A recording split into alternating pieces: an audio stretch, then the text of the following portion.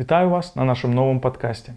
Сёння мы ўзгадаем падзеі Вялікай Пятніцы, але спачатку давайте каротка паговорым пра тое, што гэтаму папярэднічала. А гэтаму папярэднічала ў воскрешэнне Лазара ў Бытаніі, урачысты ўваход Хрыста ў Іерусалім, дзе большасць яго вітаюць як палітычную месію, апошняя вячэра, на якой Ісус дае новы запавет сваім вучням і на практыцы паказвае ім, што значыць любіць. Падзеі Вялікай Пятніцы ў агульным ужытку таксама вядомая пад назвай «Пакуты Хрыстовыя». Так ці іначай, напэўна, усе мы сустракаліся з апісаннем гэтых падзеяў, калі не ў Евангелі, то ў іншы спосаб, праз выяўленчае мастацтва, музыку ці кіно. Дарэчы, першы ў гісторыі паўнаметражны фільм, які знялі вядомыя ўсім браты Люм'ер, так і называўся «Пакуты Хрыстовы», ці ў арыгінале «Passions of Christ». Пару словаў пра кіно і яго выяўленчую моц. Мой непасрэдны прыход да Господа звязаны з фільмам «Пакуты Хрыстовы» рэжысэра Мэла Гібсона. Калі я быў яшчэ студэнтам, мне вельмі падабалася бавіць вольны час у кінатэатры. Гэты фільм мяне па шчырасці вельмі ўразіў. Пасля прагляду стужкі я быў агаломшаны. Ва ўнутранасці маёй душы штосьці непапраўна змянілася раз і назаўсёды. Разважаючы над гэтым пасля, я зразумеў, рэалізм і натуральнасць таго, што адбывалася ў фільме, нарадзілі ўва мне пэўнасць, што асоба Ісуса Хрыста сапраўдная і невыдуманая. Па выхадзе з кінатэатру нейкі малады чалавек працягнуў мне маленькае Евангелле паводле Яна. Праз пэўны час менавіта гэтае Евангелле я прачытаў першым і, самае галоўнае, зразумеў прачытанае. Больш за тое, менавіта пасля прачытання яго упершыню ў жыцці я з верай вымавіў малітву і папрасіў Господа дзейнічаць у маім жыцці. З гэтага, можна сказаць, пачаўся мой шлях да Бога. Але вернемся да падзеяў Вялікай Пятніцы. На некалькі момантаў я хацеў бы звярнуць вашу асаблівую увагу. Першае. Ведаеце, мы вельмі часта забываемся пра тое, хто такі быў Ісус Христос. А ён пра сябе казаў: «Я і Айцец адно». Таксама Ісус сцвярджае, што быў ад пачатку свету. У першым раздзеле Евангелія паводле Яна напісана: «На пачатку было Слова, і Слова было ў Бога, і Богам было Слова». І далей у 14 вершы гэтага ж раздзела мы чытаем: «І Слова целам сталася і пасялілася між нас».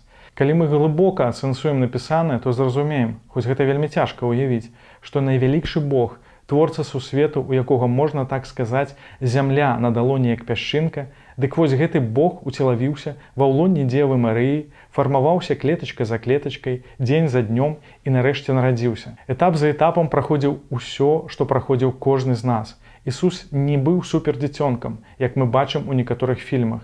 Ён не валодаў нейкімі суперздольнасцямі. Ва ўсім быў падобны на нас апроч граху. У гэтым была ягоная місія – ва ўсёй паўнаце быць чалавекам. Зведаць усё – гора і радасць, боль і страх, пакуты і смерць, але пры гэтым застацца верным, непахісна чыстым, аддзеленым ад граху. Грэх – гэта адзінае, што не зведаў Ісус, таму яго яшчэ называюць другім Адамам. То бок першым чалавекам, які да канца выканаў волю Айца і застаўся чыстым. Асэнсаванне таго, кім быў Христос, вельмі дапаможа нам зразумець падзеі Вялікай Пятніцы. Другое. Любоў. А менавіта непасрэдная паўната любові. Любоў да Бога, любоў да бліжніх і нават любоў да ворагаў. Ісус у гэты пікавы час выпрабаванняў застаецца любячым сынам свайго нябеснага Айца і любячым сынам сваёй зямной маці.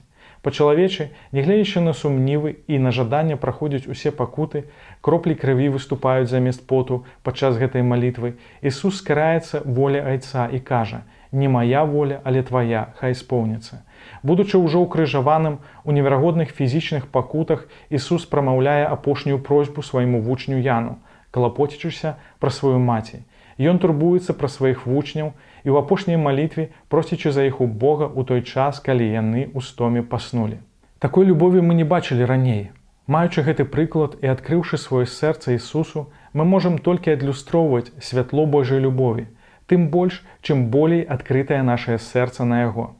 І як месяц толькі адлюстроўвае сонечнае святло, не з'яўляючыся яго крыніцай, так і мы, чым менш у нас зямной цені, тым болей мы можам адлюстроўваць святло Божай любові. Такім чынам, святло Божай любові зазяла ва ўсёй паўнаце для ўсяго чалавецтва праз падзеі Вялікага тыдня. Трэцяе. Цяжкі шлях змагання за праўду. Мы ўжо разважалі з вамі пра тое, кім насамрэч быў Ісус Христос. Ён прыйшоў, каб перамагчы грэх, перамагчы зло, аднавіць справядлівасць і вярнуць любоў. Ён адмовіўся ад усёй сваёй магутнасці і прывілеяў. Христос ва ўсім быў падобны на нас, апроч граху. А значыць, меў праведнасць і святасць, а гэта, ў сваю чаргу, зусім іншае стаўленне сэрца, іншае разуменне свайго паклікання. Крыніца сілаў не ў сабе і ў гэтым свеце, а ў веры, надзеі і любові. Крыніца жывой вады, якой і стаў у выніку Ісус для ўсіх сасмаглых і абяссіленых. І зноў жа паўтаруся, Ісус не быў нейкім супергероем, які за кароткі час з дапамогай суперздольнасцяў перамог суперзлодзея. Ён прайшоў увесь прызначаны яму шлях, ад самага першага да апошняга кроку, які зрабіў на Галгофе. Бясконцы, трансцэндэнтны Бог абмежаваў сябе ў чалавечым целе, абмежаваў сябе часам і прасторай, стаўся уразлівым для свайго галоўнага ворага, але не паддаўся на галоўную зачэпку ворага – грэх, таму той не меў над ім ніякай улады. У шатана засталася толькі самая магутная зброя – смерць, і ён не замарудзіў ёй скарыстацца. Жыццё і служэнне Ісуса Хрыста апісанае ў 4 Евангеліях. Мы бачым прыклад яго жыцця, мы бачым прыклад яго пасвячонасці.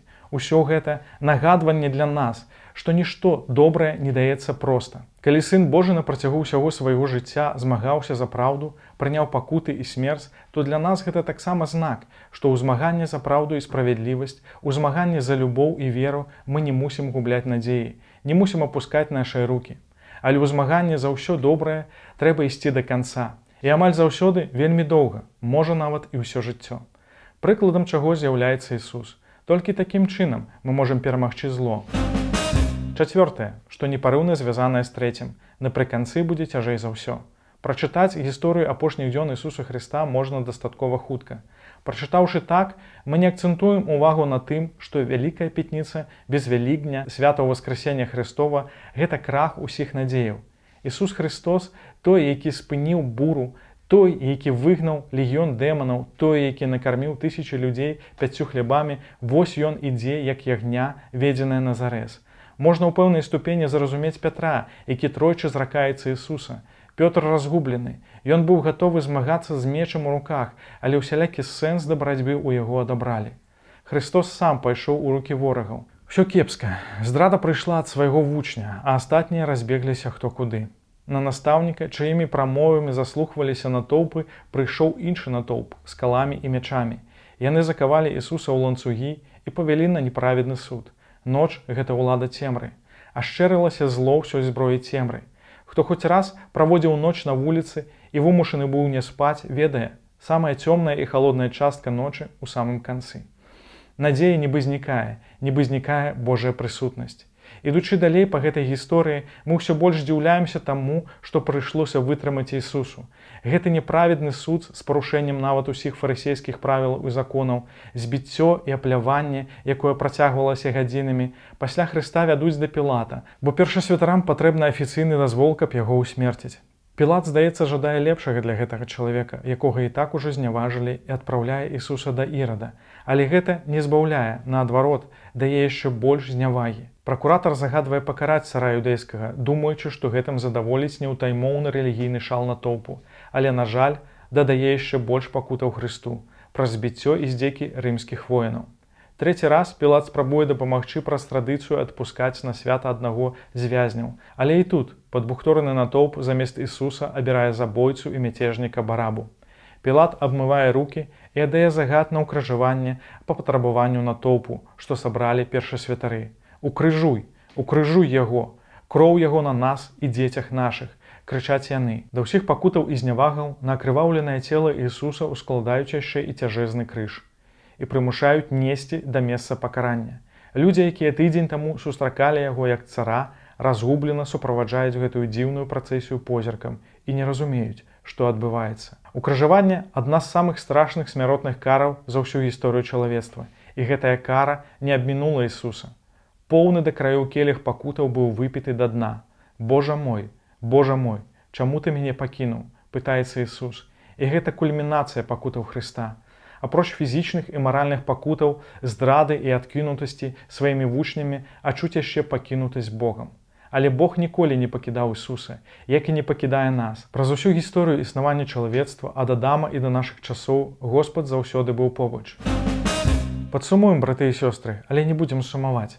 Нават разважаючы пра такія эмацыйныя біблійныя падзеі.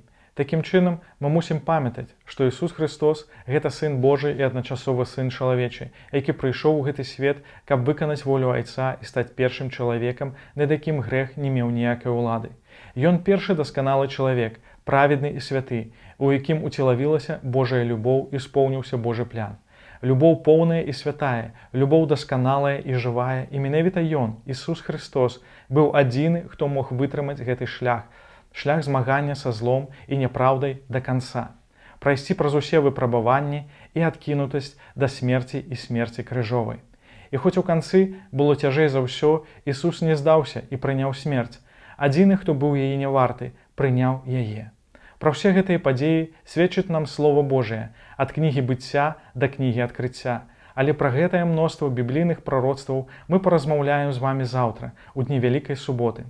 Подписывайтесь на наш YouTube канал, сачыце за навінамі ў сацыяльных сетках, заходзьце на наш сайт Worship.by і далучайцеся да праслаўлення Господа на нашай роднай беларускай мове. Божых добраславенняў. Да сустрэчы!